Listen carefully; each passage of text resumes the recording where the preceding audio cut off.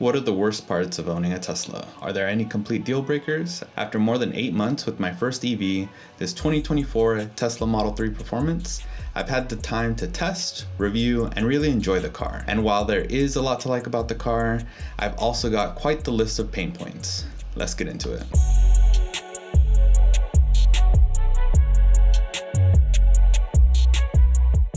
So far, I've been thoroughly enjoying my Tesla ownership experience, but it definitely hasn't been without its flaws. After posting my last video, a 6-month review of the Model 3 Performance, I got the idea for the video directly from the comment section. Shout out to Robert for the idea, to go over more of the quirks or negatives of owning this Tesla. So today, we'll be going over all the pain points I've experienced so far, from minor inconveniences to potential deal breakers, and some interesting quirks in between.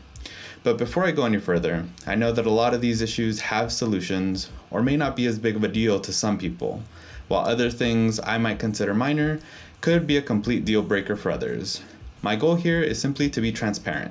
If you've experienced similar issues or solutions to these issues, I'd appreciate it if you shared them in the comments below. With all that out of the way, let's get into the first category of pain points: the minor inconveniences and quirks. The very first quirk you'll run into with this car is the door handles, both outside and inside the car.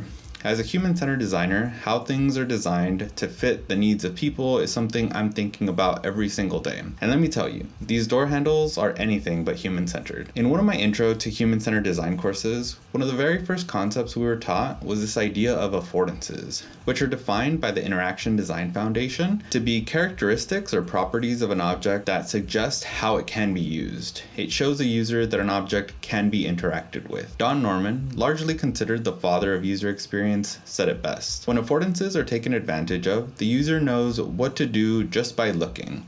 No picture, label, or instruction needed. The clearest example of affordances are door handles. If you've ever pulled a door that needed to be pushed, or vice versa, you've been a victim of poorly designed door handles. The handle should be designed to be instinctive without a label. If a door needs to be pushed, it should have a simple push bar. If it needs to be pulled, it should have a handle that encourages being pulled. But a lot of times, these door handle affordances are ignored for aesthetic reasons. The Model 3's door handles is a clear example of just that, ignoring traditional affordances in the name of aesthetics, but also function. Because Tesla wants the vehicle to be as streamlined as possible, they've hidden away the door handles to remove the overall drag coefficient of the car. And although I can appreciate this, that undeniably creates a bad user experience when someone tries to open the door. Because at the end of the day, it's annoying to have a tutorial for your friends and family on how to open the door to your car. I hope that provides some insight into my background and how I've generated this list of pain points. So to make sure this video isn't an hour long, the following pain points will be much more rapid fire. If you're interested in nerding out about more user experience topics related or unrelated to Tesla, let's chat about them in the comments. The next inconvenience is the lack of a dashboard or heads-up display. So regardless of what car you've driven in the past, driving a Model 3 or Y will feel very different.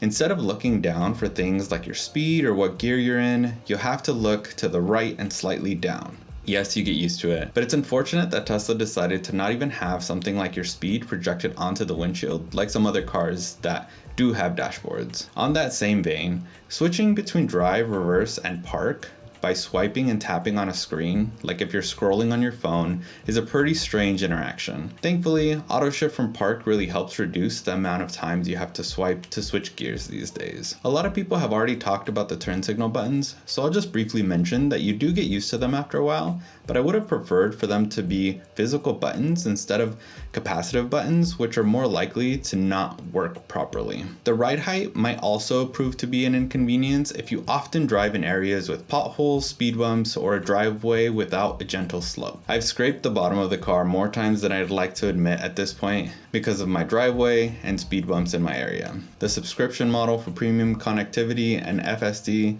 can either be an annoyance or a benefit depending on how much you like subscriptions in general. Since all of the buttons and knobs have been moved into the center display, the most effective way to control a Tesla is with voice commands. Although they do work very well, not everyone is a fan of having to talk to your car to change the climate or open a glove box. And the last minor inconvenience is a very specific one. Be careful around the edges of the trunk when it's open. They're quite pointed and will do a number on your head if you're not paying attention when getting things in and out of the trunk. If you're enjoying the video, do me a favor and hit the like button. It really goes a long way in helping support the channel and allowing me to make more videos like these. Let's get into the next category of pain points, the mildly frustrating. First up in this category are the windshield wipers. These things are so bad they feel like they intentionally avoid working correctly. The default auto setting is the worst. It will take forever to start up, stop when it should keep wiping, and speed up when it's barely sprinkling. Given that I live in the Pacific Northwest, this is a particularly frustrating issue since the majority of the year I need properly working wipers.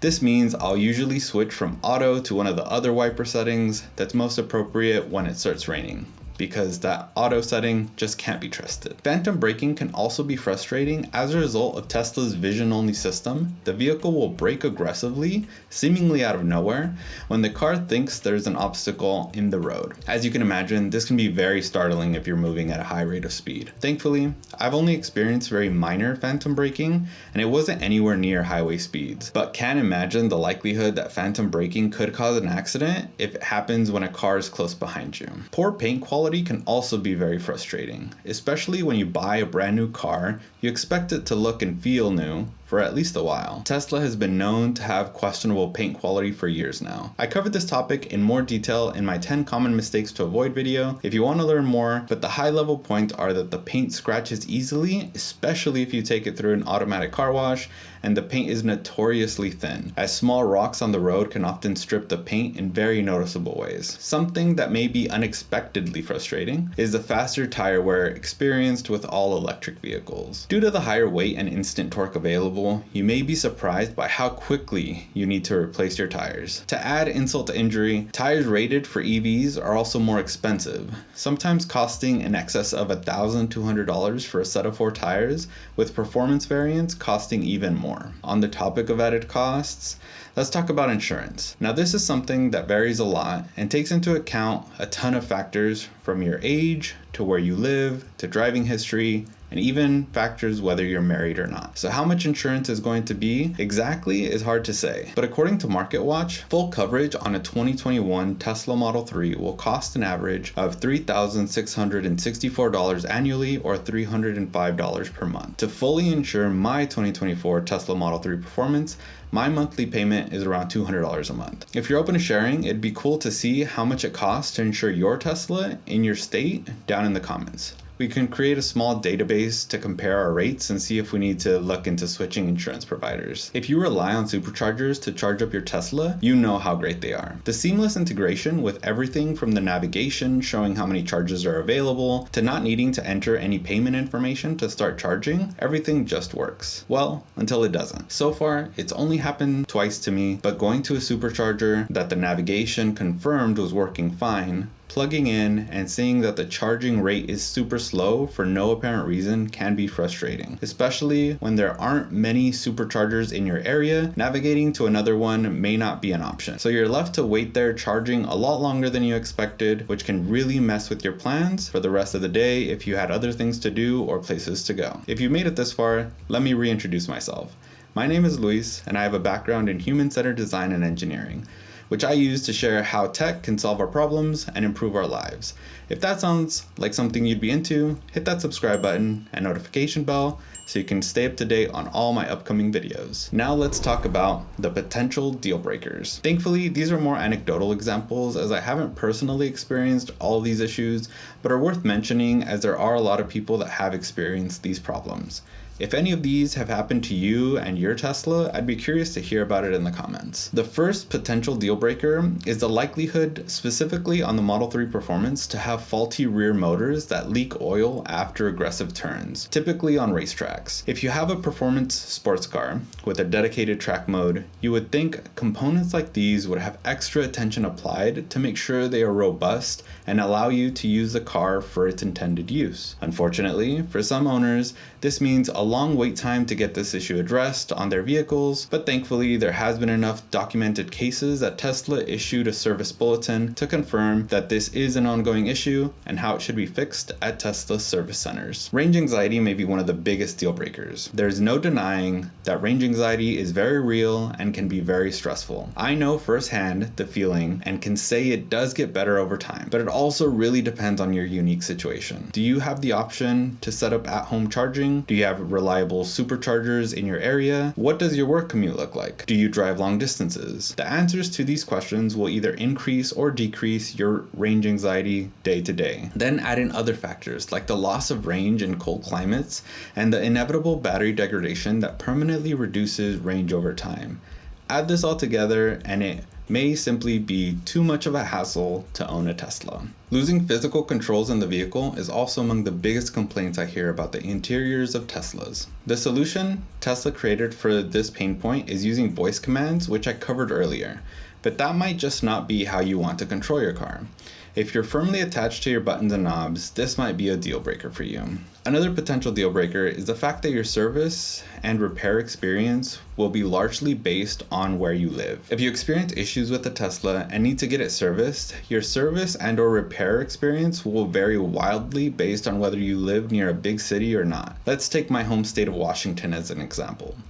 In the Seattle area, as I'm sure you can imagine, there are a lot of service centers available to help fix any issues you have. But if you zoom out to see the whole state, you will quickly realize that Tesla service centers are almost all exclusively in the Seattle area, with the other option in Liberty Lake, just outside of Spokane and basically at the border of Idaho. We have a lot of friends and family that live in rural South Central Washington, and if they owned a Tesla, they would have to drive 2 to 3 hours to a service center, which likely explains why only one of our friends in that area owns a Tesla. Unless you've been living under a rock in 2025, you'll know that thanks to Elon, you can't really talk about Tesla without bringing up politics, Doge, and any number of other highly polarizing topics.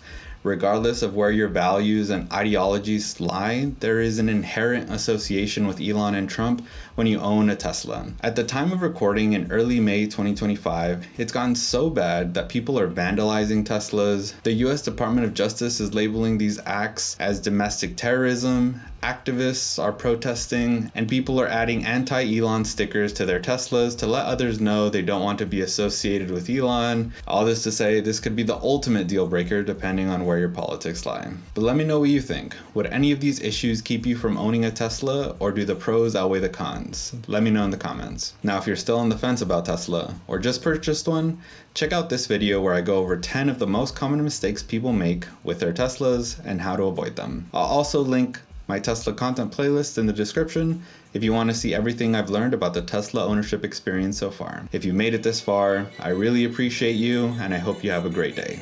See you in the next one.